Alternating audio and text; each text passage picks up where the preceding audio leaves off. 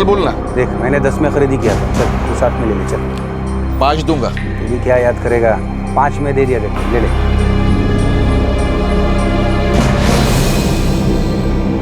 एक अच्छा सौदा, एक बढ़िया मोबाइल फोन।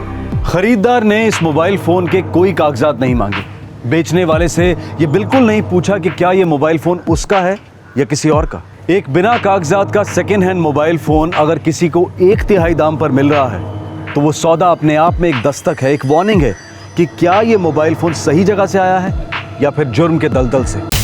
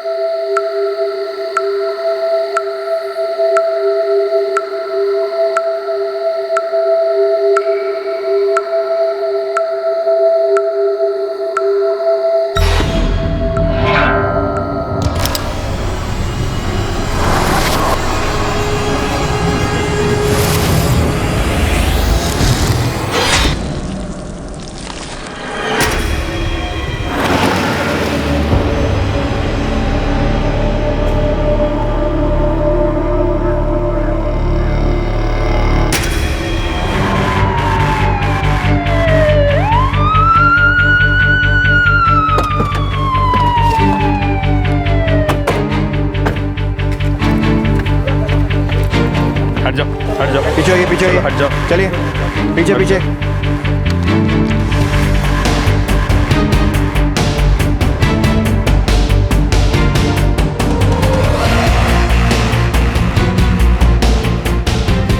नहीं सर, बॉडी पर कुछ नहीं, पहचान का एक भी सुराग नहीं। ठीक है, एक काम करो, बॉडी पोस्टमार्टम के लिए भेज दो। सर तुम यहाँ वहाँ सर्च करना, सब जगह देखना।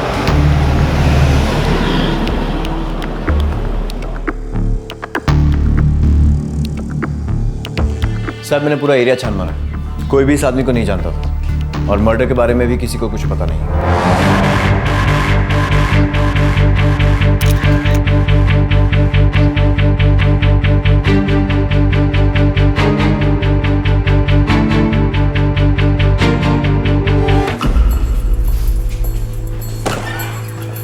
एफआईआर दर्ज कर दिया सर, लावारिस लाश। न्यूज़पेपर से कोई रिस्पॉन्स? नहीं साहब, कोई आगे नहीं आया। पूरे पर इस आदमी के पीछे कोई ना कोई तो होगा जरूर। खूनी ने सबूत मिटा दिए तो उसे ऐसे लग रहा है कि जुर्म खत्म हो गया। उसने अपनी दुश्मनी निकाल दी तो उसे ऐसे लग रहा है कि दुश्मनी खत्म हो गई। वो गलत सोच रहे हैं। अब वो कानून का दुश्मन है और इस आदमी के परिवार का दुश्मन है जो इसके गायब होने पे परेशान होंगे। मोरे, हमें खूनी को ढूंढ निकालना है।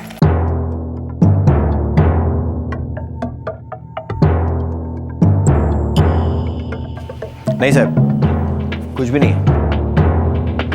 हत्या करने वालों ने पीड़ित की पहचान करवाने वाले हर सुराग को मिटाने की कोशिश की थी। उन्हें लगा था कि शक की सुई उन पर कभी नहीं घूमेगी, लेकिन एक छोटा सा दर्जी का लेबल रह गया था। पुलिस को अब इतना पता था कि पीड़ित की शर्ट पुणे के कोथरूड इलाके के किसी दर्जी से सिलवाई गई थी। कोथरूड सिर्फ महाराष्ट्र में ही नहीं बल्कि पूरे एशिया में फास्टेस्ट ग्रोइंग इंडस्ट्रियल और रेजिडेंशियल एरिया माना जाता है। इसकी आबादी लगभग 3 लाख की है। इस विशाल नगरी में एक छोटे से सुराग को लेकर पुलिस निकल पड़ी इस लावारिस लाश को एक नाम देने और इस जुर्म की कहानी को ढूंढने।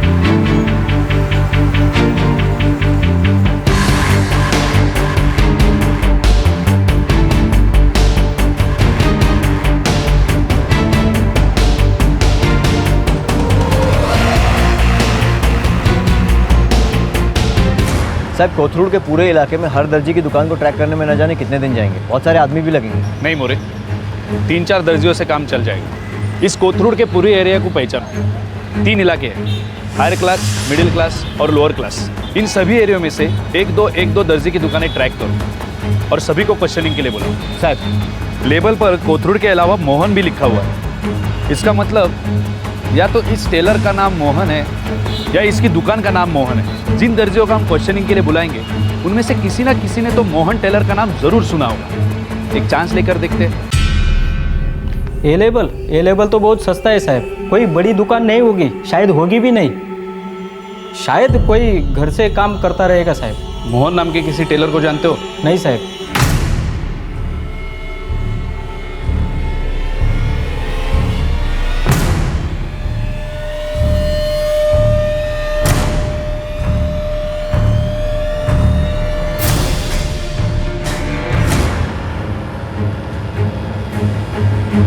हाँ साहब, ये नाम मैंने सुना है कभी। किससे?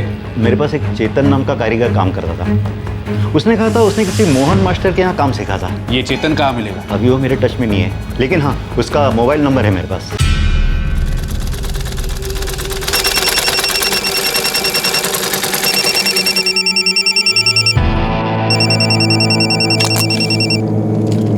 हाँ जी, हेलो चेतन, दिनेश बोलतोय। दिनेश दादा नमस्कार. खूप दिवसांनी आठवण काढली. अरे तू जरा सासवड पोलीस स्टेशन आ सकता है?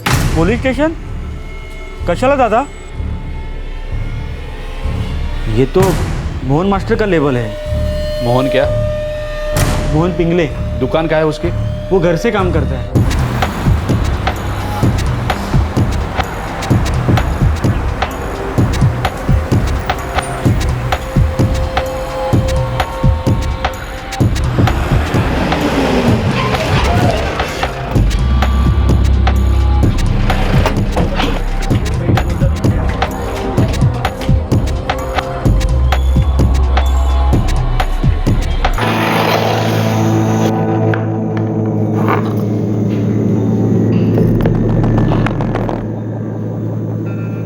हाँ साहब, ये लेबल तो मेरा ही है. मतलब जाहिर है कि ये शर्ट आपने सी है। हाँ साहब. हम सिर्फ इतना जानना चाहते हैं ये शर्ट है किसकी?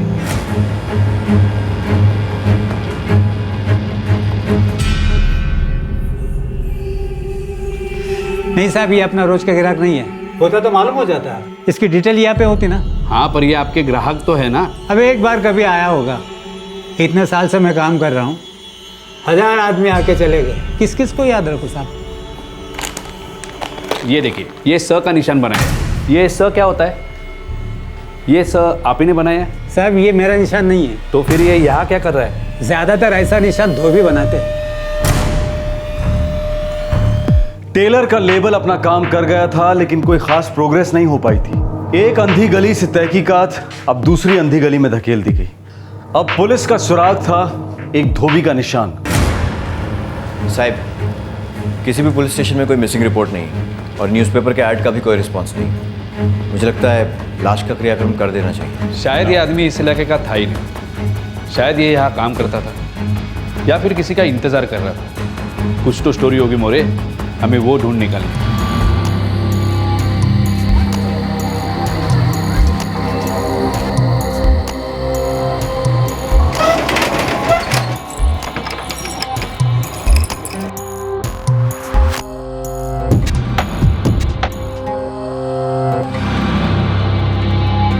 तुम्ही डायल केलेला नंबर सध्या स्विच ऑफ आहे.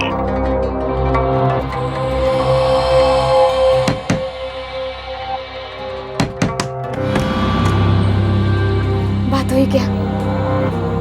नहीं गाई, अभी फोन भी नहीं लग रहा है. मुझे ना डर लग रहा है मंदार. तेरे बाबा 2 दिन में एक बार तो फोन करते ही है ना रे. अरे दूर का भाड़ा मिला होगा आई. ऐक ऐक, कल पुन्हा जाके आना. ठीक आहे, जाऊन येतो.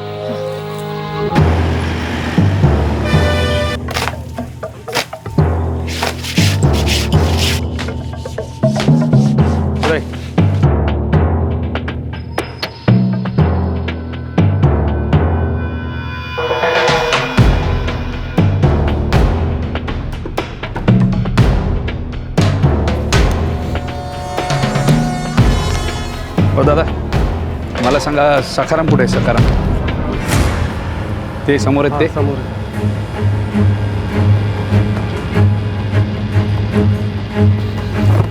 सखाराम. हाँ सर. सखाराम हो, इसको देखो। हो सर, ये कपड़े हमारे इधर आते धोने के लिए। देखो सकारम, जिस आदमी के बदन पर यह कमीज थी ना, उसे मार दिया गया और हम उसकी पहचान करने में लगे। कुछ बता सकते हो? मैं कैसे बता पाऊंगा सब? फिर कौन बता पाएगा? श्याम तावड़े बता पाएगा सर। कौन श्याम तावड़े? उसकी छोटी सी लॉन्ड्री सब, उसके कपड़े यही आते धुलाई के लिए। उसी का ये स का निशान है। अच्छा, ये स का निशान सिर्फ श्याम तावड़े बनाता है या और कोई बनाता है? नहीं साहब, ऐसे छोटे मोटे लॉन्ड्री वाले सब बनाते हैं, लेकिन ये स का निशान सिर्फ श्याम तावड़े ही बनाता है। ये मैं पहचानता हूँ सब। कहाँ है उसकी लॉन्ड्री? भांडारकर रोड पे सब।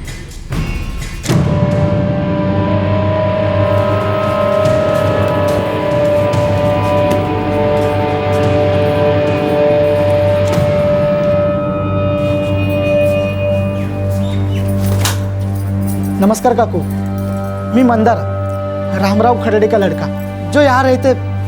अरे हाँ हाँ, खराड़े बाबू को जानती हूँ मैं। बाबा का फोन नहीं लग रहा है काकू, आप बता सकते कहाँ गए होंगे? नहीं रे, अरे 2 दिन से मैंने भी देखा नहीं है उनको। कहीं पुणे के बाहर का भाड़ा लग गया होगा। आ जाएंगे, टेंशन नको घेऊस। आएंगे तो बताएंगे आप फोन करने को। हाँ, तू टेंशन घेऊ नकोस रे पोरा, येतील तुझे बाबा।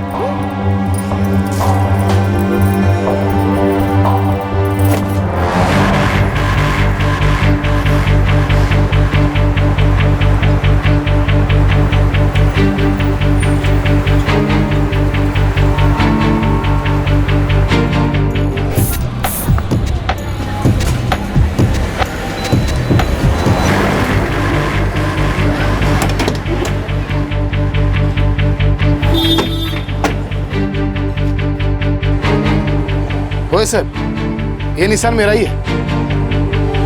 स से श्याम तावड़े, माहित सर। ग्राहक कौन है? रामराव खरडे, टैक्सी ड्राइवर है सर। होय साहब, यही खरडे भाऊ है। रहते कहाँ थे? पुंडलिकवाड़ी, कोथरूड के पास में है सर।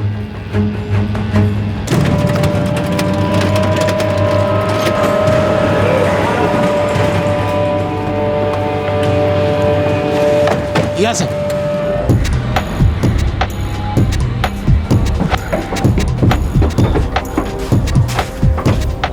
या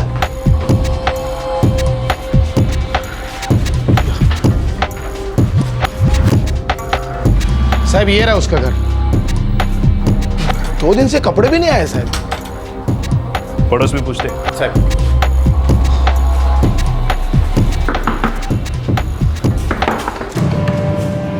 अपन? पुलिस, ये रामराव खरडे आपका पड़ोसी अकेला रहता है? हाँ, खोली भाड़े पे ले रखी है उन्होंने। बीवी बच्चे गांव में रहते हैं। लेकिन साहब, क्या बात है? गांव कहाँ है? वेल्हे गांव। कुछ गड़बड़ है क्या साहब? नहीं, सवेरे मंदार भी आया था, खरडे भाऊ का लड़का।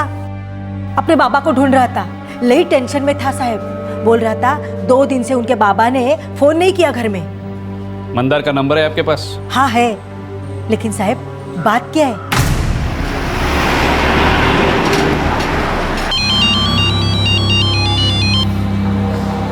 हेलो। हेलो, मंदार खरडे? हाँ बोलते हैं। हाँ, PSI मोरे बोल रहा हूँ, सासोड़ पुलिस स्टेशन से। सुनो, एक काम करो, तुम ताबड़तोड़ पुणे लौटाओ। क्यों सर, क्या बात है? वो तुम्हारे बाबा रामराव खरडे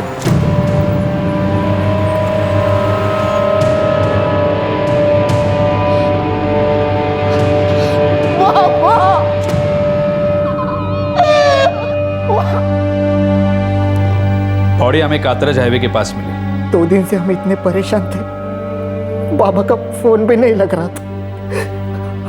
आज सुबह ही मैं बाबा की खोली पर जाकर आया। तुम्हारे बाबा तुम्हें फोन कहाँ से करते थे? सेल फोन था उनके पास? था ना साहब, वो पुणे में प्राइवेट टैक्सी चलाते थे। कौन सी गाड़ी चलाते थे? टाटा इंडिका।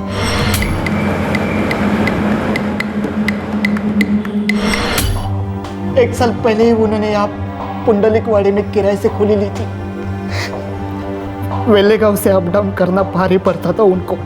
घर कब आते थे बाबा? कभी शनिवार, कभी रविवार। अपने बाबा का नंबर ये यहाँ पर ले।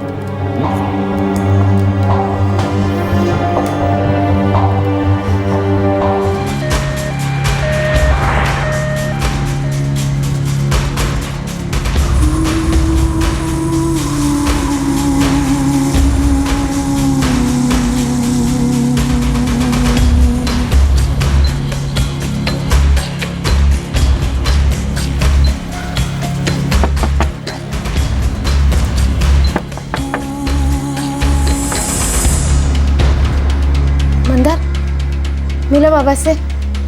बात हुई उनसे? क्या हुआ? हाँ? चुप चुप क्यों है तू? क्या हुआ तेरे बाबा को? बीमार है क्या?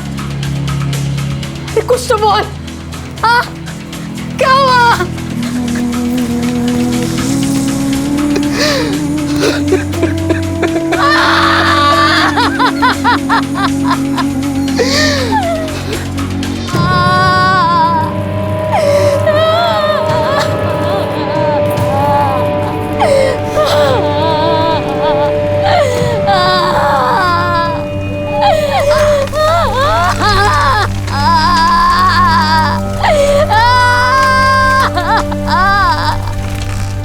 चार दिनों में पुणे पुलिस ने एक लावारिस लाश की आइडेंटिटी को ढूंढ निकाला, जो लगभग बिना किसी सुराग के पुणे के पास हाईवे पर पाई गई थी। पर इस बात की कोई खबर नहीं थी कि इस बुजुर्ग प्राइवेट टैक्सी ड्राइवर की हत्या क्यों हुई होगी और किसने की होगी।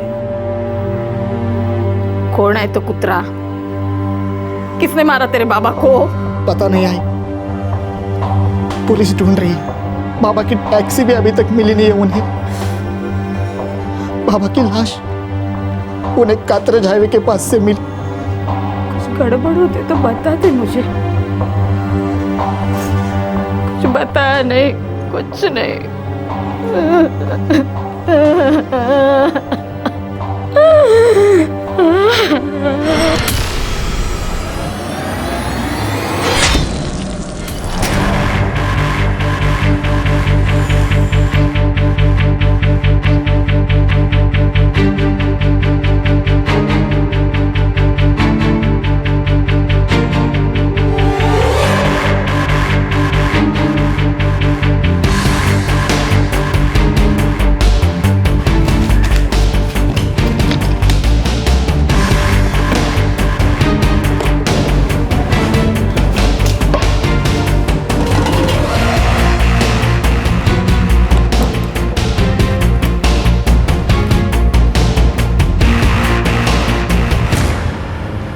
सर,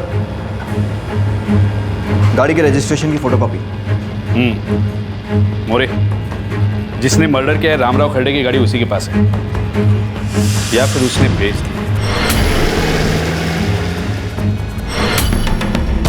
एकदम सभ्य आदमी थे खरड़े भाऊ, बस अपने काम से काम रखते थे। एक भाड़ा छोड़ा, दूसरा पकड़ा।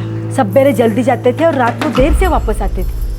साहब, बिल्कुल देव मानुस था खरड़े। कभी भी चौली में किसी को कुछ भी काम की जरूरत पड़ती ना साहब, तो सबसे आगे आता था खरड़े भाऊ। कभी किसी से कोई लड़ाई झगड़ा नहीं करता, कोई मशमश नहीं किसी से भी।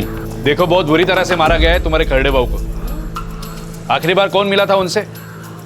हाँ साहब, 24 मई की शाम को मैंने उन्हें देखा था। कुछ बात हुई? कुछ बताया कहाँ जा रहे? बात तो नहीं हुई साहब, लेकिन साहब वो अकेले नहीं थे, उनके साथ में कोई तो था।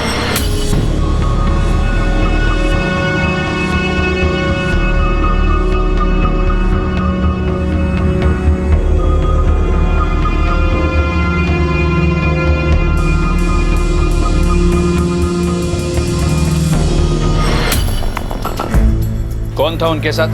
माहित नहीं साहब, पहली बार देखा था। शायद उनका कोई कस्टमर होगा।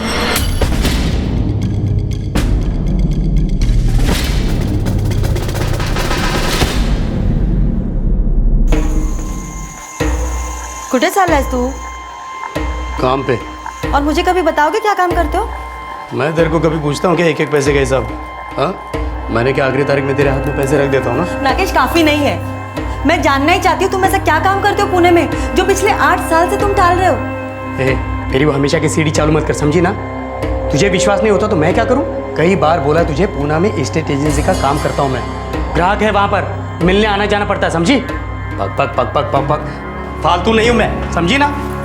नागेश, नागेश, अंधी बहरी नहीं हूँ मैं और गूंगी भी नहीं। एक ना एक दिन तुम्हारा झूठ जरूर पकड़ लूंगी। हे बक, वो वाली बात पे हम कब के मिट्टी डाल चुके हैं। एक बार बोला ना, नहीं होगा तो नहीं होगा। बार बार मुझे सुना के धमकी मत दे, कभी दिमाग सटक गया ना।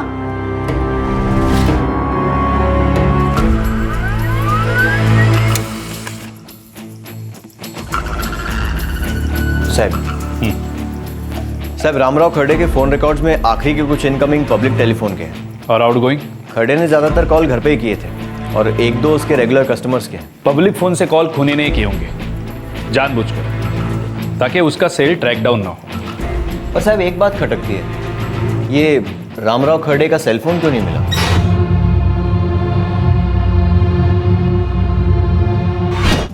खूनी ले गया होगा साथ में।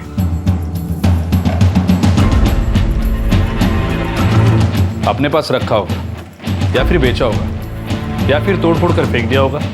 फिर भी सर एक चांस है कि वो सेलफोन दोबारा यूज़ किया जाए। एक काम करो, रामराव खर्डे के फ़ोन के डिटेल्स निकालो और फ़ोन ट्रैकिंग पे डाल दो। साहब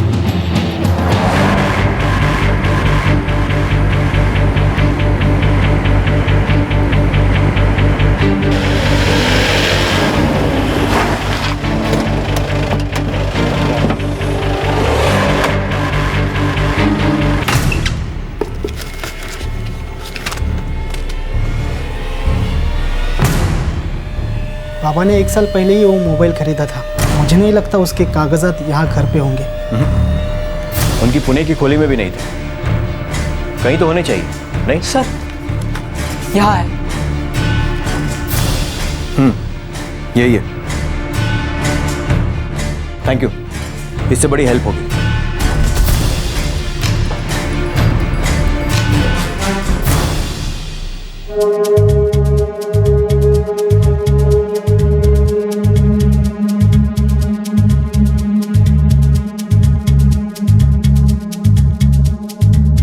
रामराव खर्डे के सेलफोन डिटेल्स 6 सर्विस प्रोवाइडर्स को दिए गए, इस उम्मीद के साथ कि अगर उस मोबाइल फोन में कोई नया सिम कार्ड यूज होता है तो उसे तुरंत ट्रैक डाउन किया जा सके और शायद उस मोबाइल फोन का नया मालिक पुलिस को रामराव खर्डे के हत्यारे तक ले जा सके।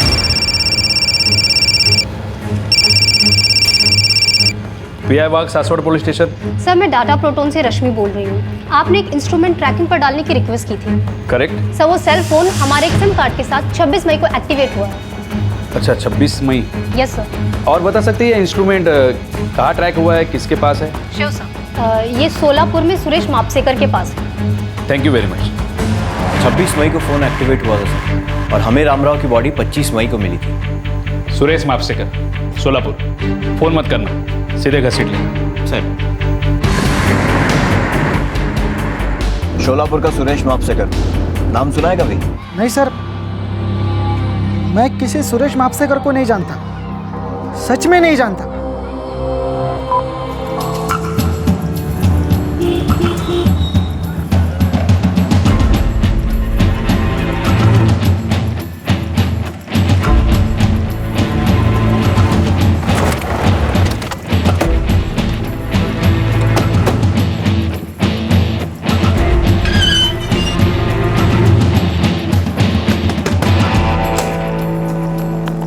सुरेश मापसेकर? मैं हूँ साहब। तुम्हारा मोबाइल फोन कहाँ है? क्यों साहब?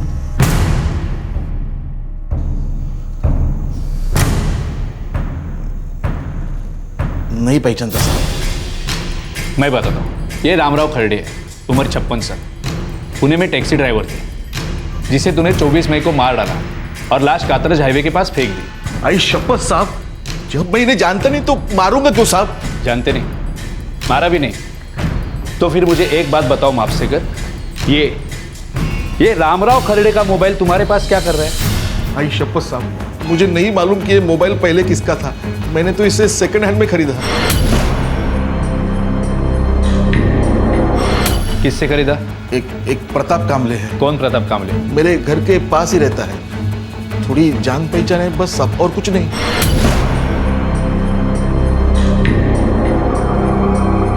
फाइनल बोलना। ये देख, मैंने 10 में खरीदी किया था, तू ले ले, चल 7 में ले ले। 5 दूंगा। तू भी क्या याद करेगा, चल 5 में दे दिया तेरे को। प्रताप को ये मोबाइल कहाँ से मिला मुझे नहीं मालूम साहब, मुझे अच्छे रेट में मिला, मैंने ले लिया। ये प्रताप कामले के यहाँ आने तक तुम यहाँ से नहीं जाओगे।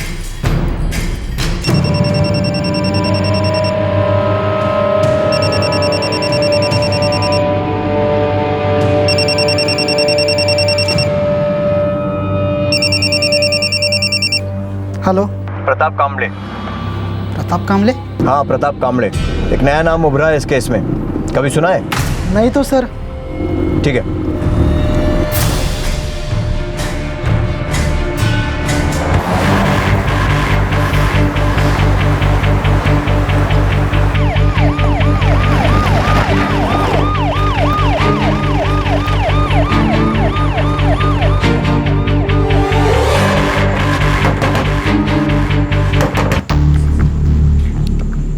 प्रताप कामले।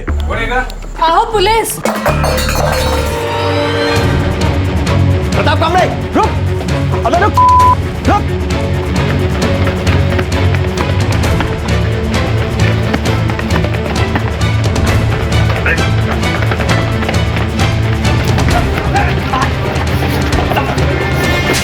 मैंने कुछ नहीं किया था, मैं बताता हूँ, मैंने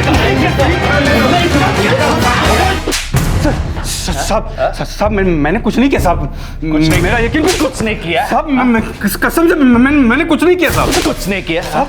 रामराव खरड़े के साथ मेरा कोई दुश्मनी नहीं था, कसम से साहब नहीं था। मैं तो बस वही करता गया जो मेरे को बोला गया था साहब।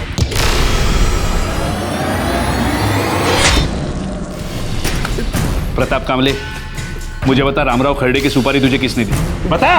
साहब नागेश भोसले, वो रामराव खरड़े की हत्या करना चाहता था साहब।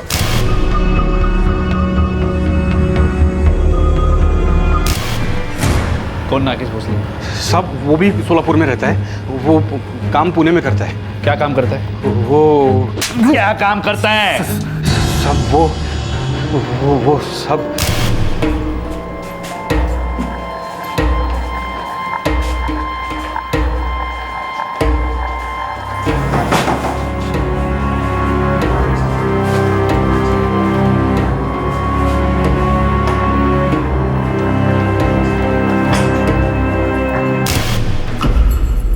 दलाल है।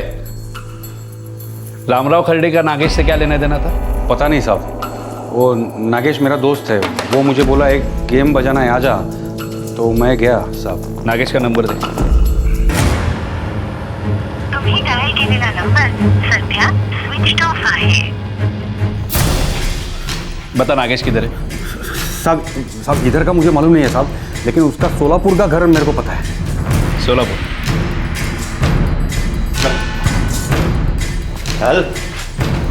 अहो साहब, इस मर्डर से मेरा कोई वास्ता नहीं है। मैंने तो सिर्फ वो मोबाइल सेकंड हैंड में खरीदा था।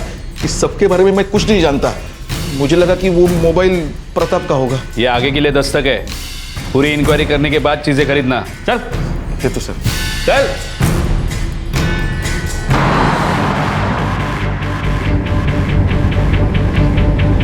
नागेश भोसले, हाँ, ये भी शोलापुर से है। नहीं सर, मैंने ये नाम पहले कभी नहीं सुना। और ये ऐसे अजीब अजीब नाम कहाँ से और क्यों आ रही है बाबा के केस में? तेरे बाबा खाली टैक्सी चलाते थे या किसी लफड़ेबाजी में भी थे? लफड़ेबाजी? क्या मतलब साहब? ये नागेश भोसले दलाल है लड़कियों का। ऐसा मैं कब बोलूं साहब? मेरे पिताजी बहुत भले इंसान थे, वो ऐसे किसी काम में शामिल नहीं हो सकते। नहीं साहब। ये नागेश भोसले का नंबर ट्रैकिंग पे डाल दो। हो साहब। मैं कब से सोच रहा हूँ कि एक कॉल गर्ल दलाल और इस सीधे साधे टैक्सी ड्राइवर के बीच में क्या कनेक्शन है। साहब, चाल में खरड़े के बारे में सब लोग अच्छा ही बोल रहे थे, ना किसी ने कुछ अजीब देखा और ना कुछ अजीब सुना। हाँ, पर इसका मतलब ये तो नहीं ना मोरे कि कुछ अजीब हो ही नहीं रहा था।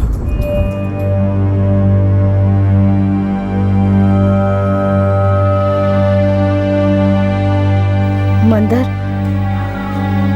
तुम्हारे बाबा नहीं, वो ऐसा कुछ करते थे क्या जो मुझे नहीं पता? मला नहीं माहिती।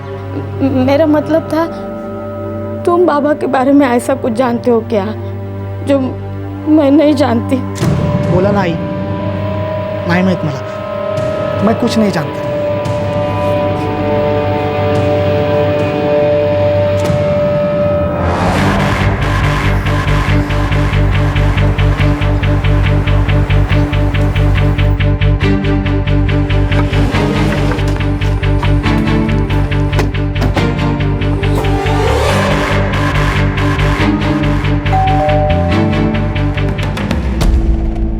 मला खरंच नाही माहिती सर, मेरे पति पूना में ही है, यहाँ नहीं है। पूना में कहा? पता नहीं। और अगर आपको पता चले तो मुझे भी बता देना, और ये भी बता दीजिएगा कि वो काम क्या करते हैं। पति है आपके? तो क्या सब पति अपनी पत्नियों को सब कुछ बताते हैं? 8 साल हुए आपकी शादी को। साल गुजरने से दूरियां कम नहीं होती, अक्सर बढ़ जाती है। सर मैं सच कह रही हूँ, मुझे मेरे पति के बारे में कुछ नहीं पता। नागेश भोसले लड़कियों का धंधा करता है। क्या? रामराव खड़े नाम के एक टैक्सी ड्राइवर का आपके पति ने मर्डर किया है। आप जानती हैं रामराव खड़े को? मैं रामराव खड़े को नहीं जानती, मैं कुछ नहीं जानती इंस्पेक्टर। हो सकता है कि आप कुछ नहीं जानती हो, या फिर यह भी हो सकता है कि आप सब कुछ जानती हो। साहब औरत झूठ बोल रही है, कुछ छुपा रही है, साफ नजर आ रहा था उसके चेहरे से। आपने देखा रामराव खड़े का नाम सुनते ही कैसे फेस चेंज हो गया था उसका। एक काम करो, इस औरत का नंबर ट्रैकिंग पे डाल दो। साहब ऐसा लगता है नागेश भोसले कोई और नंबर इस्तेमाल कर रहा है।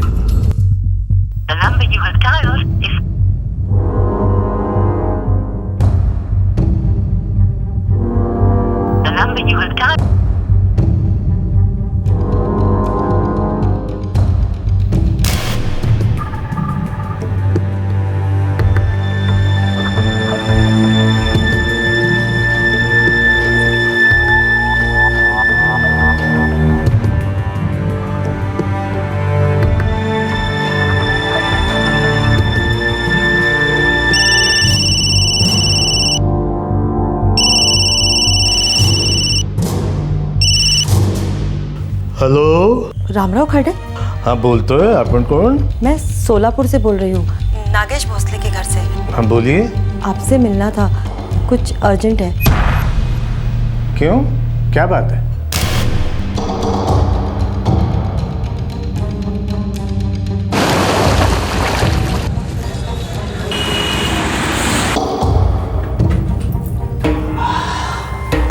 मत जाओ ना।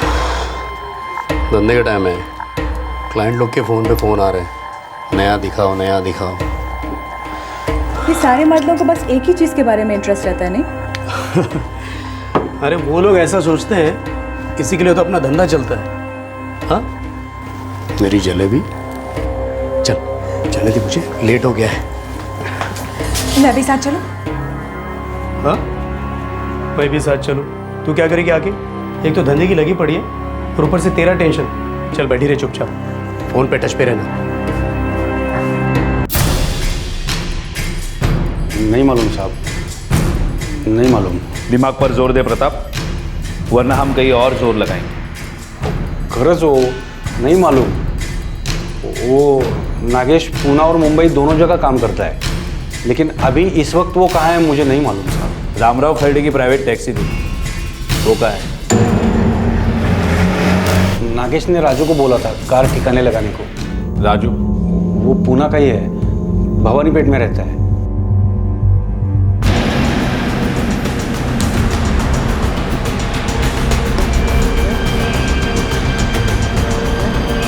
चल साहब, मैंने कुछ नहीं किया, मैं सच बोल रहा हूँ साहब। साहब मुझे कुछ मालूम नहीं साहब, नहीं किया साहब। साहब कुछ नहीं किया मैंने साहब। गाड़ी छोड़कर कहाँ भाग गया था?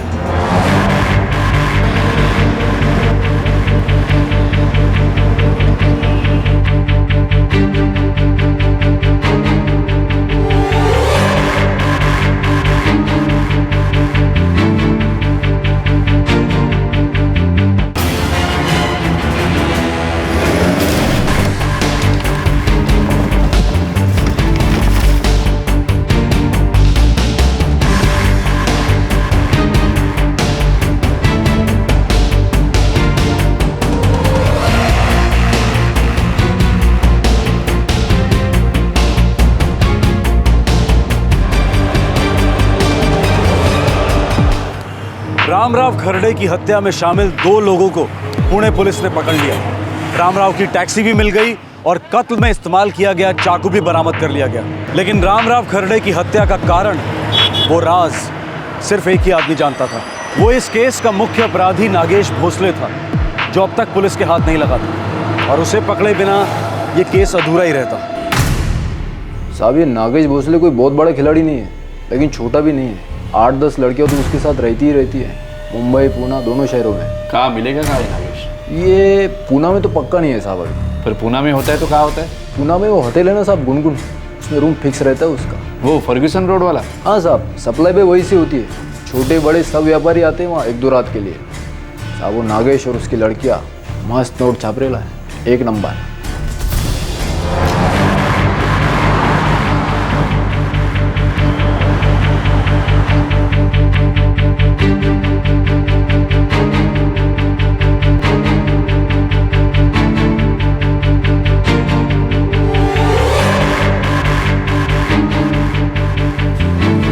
Welcome sir, how can I help you? देखिए, आपको किसी ने गलत खबर दी है। हमारे यहाँ ये सब नहीं होता। पक्का आपको गलत टिप मिली है। देख भाई मैनेजर, अगर तूने हमें नागेश भोसले नहीं दिया तो एक बात तो पक्की है, ये तेरा होटल कबाड़ खाना बन जाएगा और तुझे हम नागेश भोसले बनाकर किसी अंधी गली में ठोक देंगे। मंजूर है? वो नागेश? वो नागेश क्या? वो यहाँ आने वाला है। कब?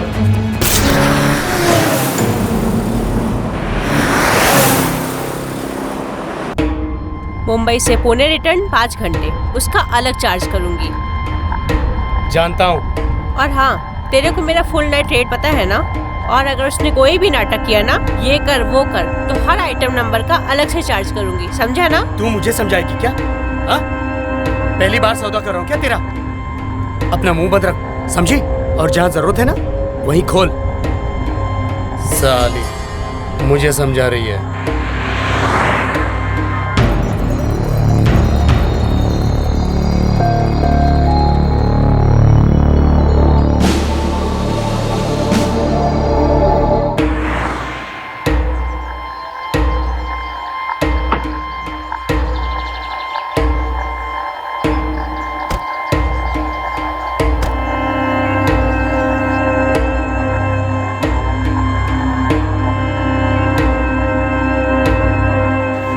Excuse me, 405।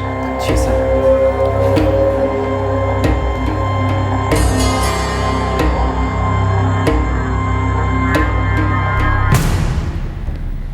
नागेश भोसले। आप कौन? अरे साहब, आप क्या बात कर रहे हैं? मेरे कुछ समझ में नहीं आ रहा। मैं इनमें से किसी को नहीं जानता। कौन प्रताप कामले, कौन राजू टकलिया, कौन रामराव खड़े? सच में? हाँ साहब। पर इन तीनों के नाम तो तुम ऐसे ले रहे हो जैसे ये तुम्हारे लंगोटिया यार है। और हम में से किसी ने तुम्हें ये नहीं बताया कि राजू का पूरा नाम राजू टकले है। तो फिर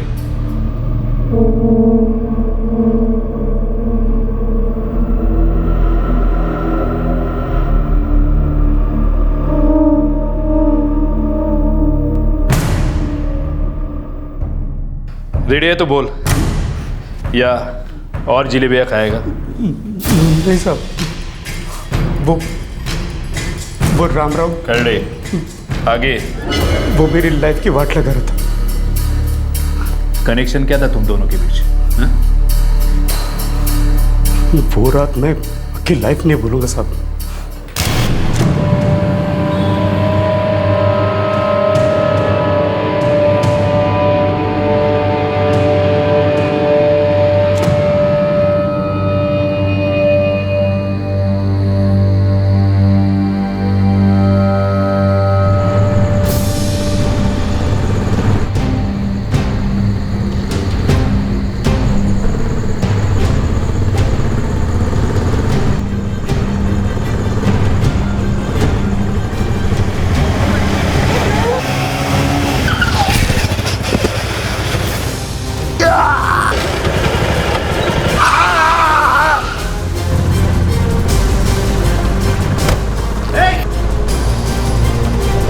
अब ठीक तो है आई।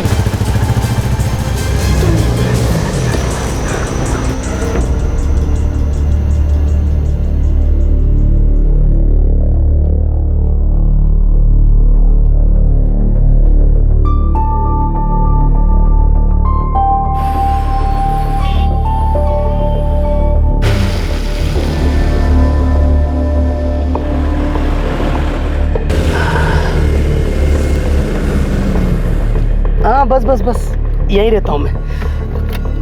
कितना हुआ? नहीं साहब। अरे नहीं क्या, वैसे भी मुझे टैक्सी की जरूरत पड़ने वाली थी, किराया समझ के रख लो। वैसे भी ये टैक्सी प्राइवेट टैक्सी है सर। तो क्या फर्क पड़ता है, चलो रखो चुपचाप। आप संभालिए। हाँ हाँ डोंट वरी। हाथ संभालिए, मैं आपको घर तक छोड़ दूं। अरे नहीं नहीं, आपने इधर तक मदद की यार, यही काफी है। आपको एक विनती है साहब, ये पैसे रख लीजिए। अरे मैं मदद करने में विश्वास रखता हूँ, मदद के पैसे नहीं लेता साहब। आप भले आदमी लगते हैं यार। पता नहीं साहब, अपना काम कर लेता हूँ बस सर। मेरे लिए काम करोगे? मुंबई पुणे में डेली अप डाउन करता हूँ, महीने में 4-5 बार हो जाता है। अब फिक्स दूंगा, लेकिन ज़रूर करूँगा साहब, मेरा काम ही टैक्सी चलाना है। बस आप पहले ठीक हो जाइए। नागेश भोसले। रामराव करड़े साहब। एक रात ने दो अजनबियों को इंसानियत और मदद की डोर से बांध दिया। रामराव ने घायल नागेश को सही सलामत घर पहुंचाया और नागेश ने उसे रेगुलर काम दिया, जिसके रामराव को अच्छे पैसे मिलते थे। फर्स्ट क्लास दोस्ती की स्टोरी में ये खून खराबा क्यों हुआ नागेश? फर्स्ट क्लास तो रामराव की लाइफ हो गई थी साहब। मैं उसे हर दूसरे दिन मुंबई पुणे का अप डाउन भाड़ा दे रहा था, माला माल हो रहा था साहब।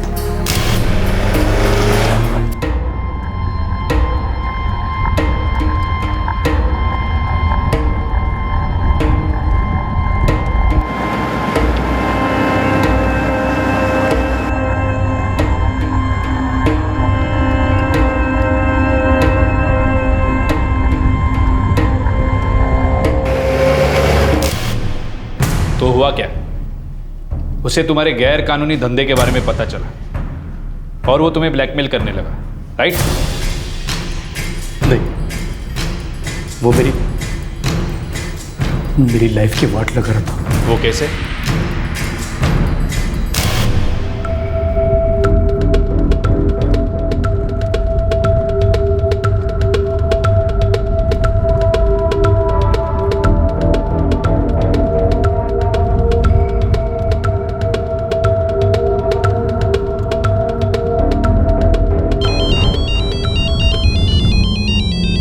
एक मिनट। हेलो, कुठे आहेस तू? मुंबई में हूँ, काम पर। थोड़ी देर में करूँ? 2 हफ्ते से मुंह नहीं दिखाया, जब भी फोन करती हूँ फोन स्विच ऑफ आता है। ऐसा क्या काम कर रहे हो मुंबई में? लौट के बताता हूँ, आज रात की ट्रेन है। नहीं, मुझे अभी बताओ, ऐसा क्या काम कर रहे हो मुंबई में, वो भी पूरे 2 हफ्ते से? अरे मैं काम के बीच में हूँ। किस काम के बीच में हो? बोला ना, आके बताता हूँ। अच्छा, मतलब तब तक कोई और झूठ सोच लोगे, है ना? रामराव, पुणे। हाँ साहब। मैं भी पुणे चलूंगी। चलो। कौन सा वाला अच्छा है?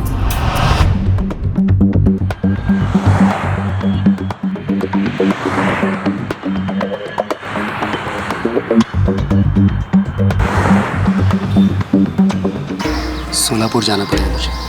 तो पुणे कब लौटोगे? आज रात? नहीं, आज रात तो उसके साथ रहोगे ना, लेकिन कल सुबह जरूर आ जाना, ओके? कल सुबह नहीं, परसों। परसों क्यों? मैं यहाँ पर अकेली बोर हो जाऊंगी। और मैं वहाँ तड़पूंगा अकेला, उसका क्या? सोनू, बीवी के साथ में रहूंगा ना, तो मेरे माइंड में तो ही रहती है, समझी? सच्ची? जल्दी आना, ओके? ठीक है। रामराव, सोलापुर। जहाँ बोलेंगे वहाँ साहब। चल आइए।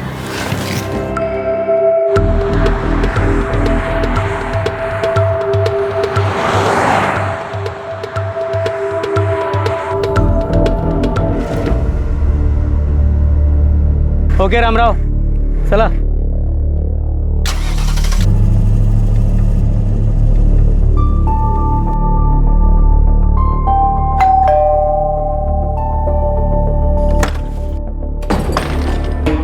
आ गए तुम? कुछ और दिन बाद आते, ताकि बच्चे भी पूछते, आई ये आदमी कौन है? फिर तेरी सीढ़ी शुरू हो गई। हाँ, पानी तो पूछ लिया होता। तुम्हारी पत्नी मीना को तुम्हारी मुंबई की दोस्त सुनीता के बारे में पता चला? जी, पता चला। नागेश, कौन है ये सुनीता? मैं तुमसे पूछ रही हूँ, कौन है सुनीता? मैं किसी सुनीता विनीता को नहीं जानता। तुम सुनीता विनीता को नहीं जानते? नागेश, तुम झूठ बोलना नहीं जानते, पकड़े गए हो तुम। यही रुको तुम।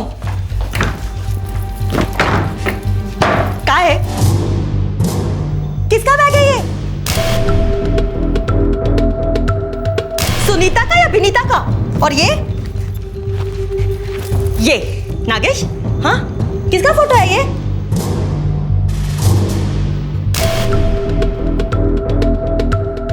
क्या कर रहे थे तुम लोग? फोटो खेल रहे थे? नागेश, उस लड़की ने 27 कॉल किए तुम्हारे फोन पर, शायद डर के कि कहीं ये बैग उस गाड़ी से मेरे हाथ में ना लग जाए। लेकिन देखो, ये बैग तो मेरे हाथ में लग गया नागेश। तुम्हारी रखेल का बैग मेरे हाथ में लग गया। बैग तुम्हारे पास कैसे आया? क्या फर्क पड़ता है? देखो मीना, बैठ के बात करते हैं। अब बात सिर्फ हमारे वकील करेंगे नागेश, और ये डिवोर्स तुम्हें इतना भारी पड़ेगा कि जिंदगी भर याद रखोगे तुम। बड़े बाप की इकलौती औलाद है मेरी पत्नी मीना, और उसे पता चल गया था कि मेरा अफेयर चल रहा है। मतलब मेरी तो बैंड बजने वाली थी, काफ़ी ज़्यादा थी उसकी प्रॉपर्टी, ये वो सब हाथ से चला जाता सब। मीनू, चाहिए तो तुम थप्पड़ मार, लातों से मार, हाथों से मार, कुछ भी कर, लेकिन मीनू, ये नो डिवोर्स। मैं जानता हूँ ये मेरी सबसे बड़ी गलती है, लेकिन एक बार माफ कर दे। डिवोर्स नहीं, अगर अपने बच्चों की खातिर का, अपना मिला जुला खून, अपने प्यार की निशानी मीनू, उनकी कसम तुझे एक बार माफ कर दे। और देख, मैं तुझे इतना प्यार करूंगा कि तू खुद अपने मुंह से बोलेगी कि बस एक बार माफ कर दे मीनू।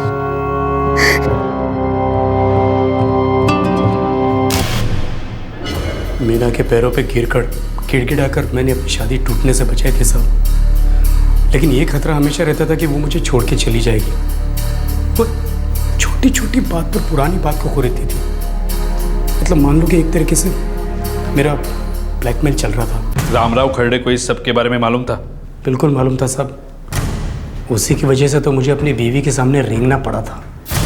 चुगलीखोर कहीं का।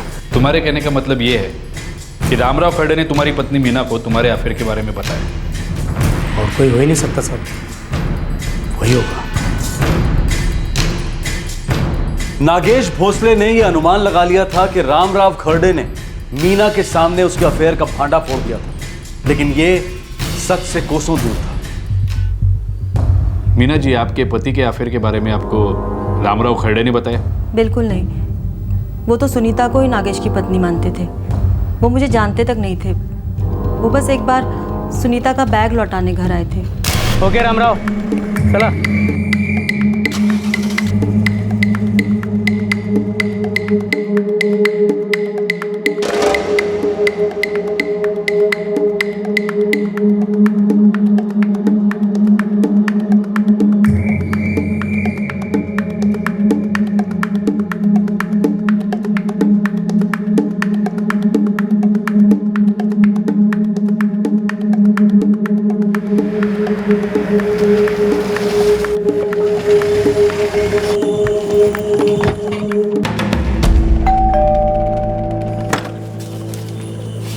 जी नमस्कार। नमस्ते। मैं नागेश जी का ड्राइवर रामराव खरड़े। वो उनकी मिसेस गाड़ी में बैग भूल गई मैडम।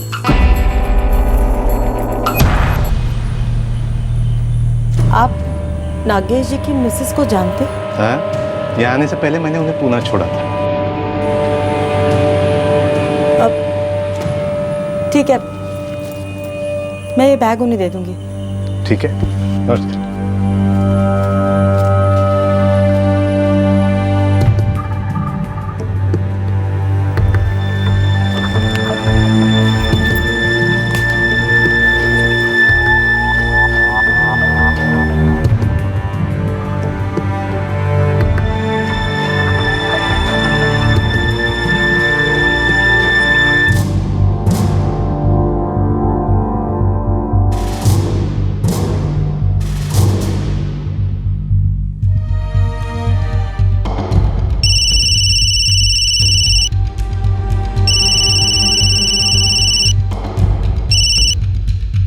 हेलो, रामराव खरड़े? हाँ बोलते हो, अपन कौन? मैं सोलापुर से बोल रही हूँ, नागेश भोसले के घर से। हाँ बोलिए। आपसे मिलना था, कुछ अर्जेंट है। क्यों, क्या बात है? बस यूं ही, लेकिन आप ये बात नागेश को मत बताइएगा। मैं मैंने रामराव को फ़ोन किया था इस सुनीता के बारे में जानकारी निकालने के लिए। ये सब आप मुझे क्यों पूछ रही है मैम साहब? बस यूं ही जानना था। देखिए मैम साहब, नागेश जी ने एक बार मुझे उनकी पत्नी सुनीता जी से मुलाकात करवाई थी। वो मुंबई में रहती हैं और मैं नागेश जी को हर तीसरे दिन पुणे से मुंबई ले जाता हूँ। अच्छा, तो नागेश जी की पत्नी सुनीता जी मुंबई में रहती है। एक बात बताइए खड़े भाऊ, ये नागेश जी पुणे में करते क्या है और मुंबई में सुनीता जी को ही मिलने जाते हैं या कोई और काम भी है वहाँ पर उनका? पता नहीं मैम साहब, मैं ड्राइवर हूँ, गाड़ी चलाता हूँ साहब की। लेकिन आप बताती क्यों नहीं है कि आप उनकी कौन लगती है और ये सब मुझे क्यों पूछ रही है? मैं उनकी एक रिश्तेदार हूँ और ये सब नागेश को बताने की ज़रूरत नहीं है, ठीक है? क्या मैम साहब? यही कि आप बैग लौटाने आए थे और मैं आपसे मिली, सुनीता के बारे में पूछा, बस यही सब, ठीक है?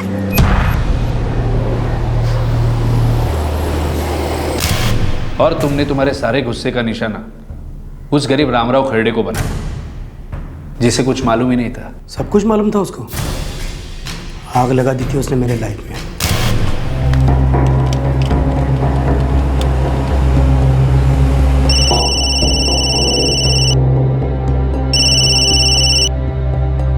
नमस्कार साहब। रामराव, आज रात को सातारा। कितने बजे आऊँ आपके घर पिकअप करने साहब? अरे नहीं, इतना टाइम नहीं है अपने पास। 1 घंटे में निकलना है अपने को। एक काम करता हूँ, मैं आता हूँ तेरे इधर, साथ में निकलते हैं। ठीक है साहब, मैं तैयार हूँ। ओके चल। फुल काम कर देना सालों का। ये नागेश बाबू पूछ सकता हूँ क्यों? मत पूछ, बस इतना समझ ले, काम करना और खिसक लेना, समझा? ठीक है। मैं तुम दोनों को हाईवे से पिकअप करूँगा, कातरज के रास्ते से। हम वहाँ रेडी रहेंगे।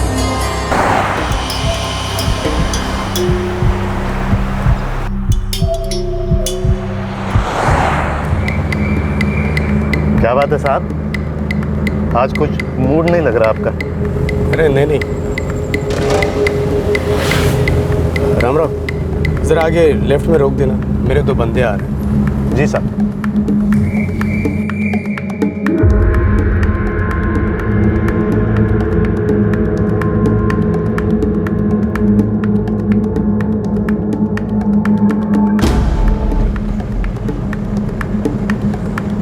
रामराव, थोड़ा गाड़ी रोकते हैं आगे, वो सुसु के लिए। हाँ सर।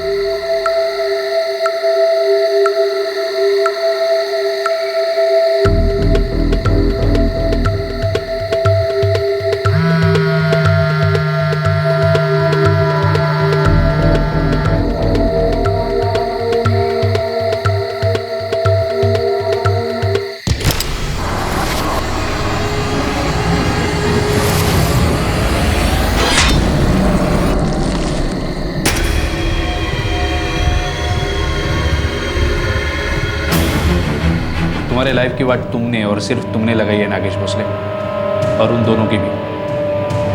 रामराव खर्डे का तुम्हारे लाइफ से कोई लेना देना नहीं था। उसने सिर्फ एक बार तुम्हारी जान बचाई थी और उसे ये इनाम मिला। चल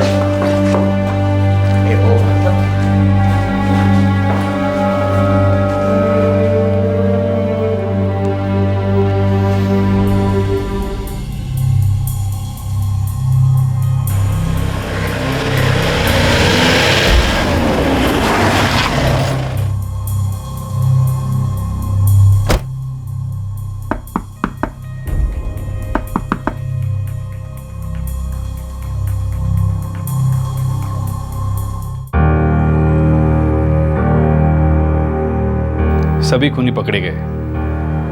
आपके पति भले आदमी थे, उन पे कोई दाग नहीं है। फिर क्यों मारा मेरे बाबा को? नागेश भोसले का शक, उसका डर और उसके गीट ने तुम्हारे बाबा की बलि ली मंदार। पर अब नागेश भोसले उसकी कीमत चुकाएगा।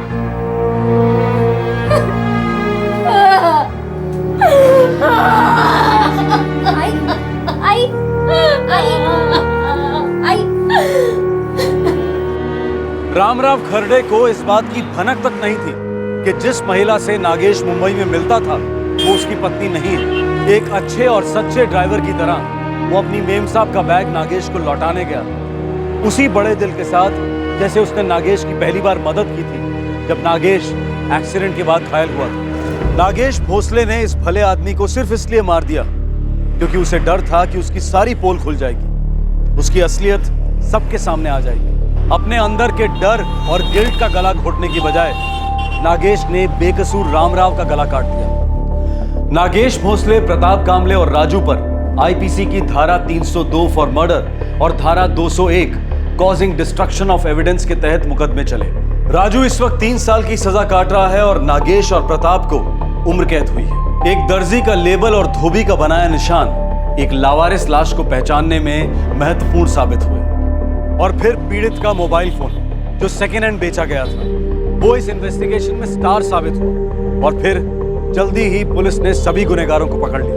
ये केस एक क्लासिक उदाहरण है इस कहावत का कि क्राइम नेवर पेज। जुर्म हमेशा सुराग छोड़ ही जाता है, इंसाफ के दरवाजे पर दस्तक दे ही देता है। जुर्म कभी छुप नहीं सकता। किसी की जान लेने से आज तक किसी की जिंदगी बनी नहीं है। इस तरह के और भी एपिसोड देखने के लिए हमारे चैनल को सब्सक्राइब करें और बेल आइकन दबाना ना भूलें।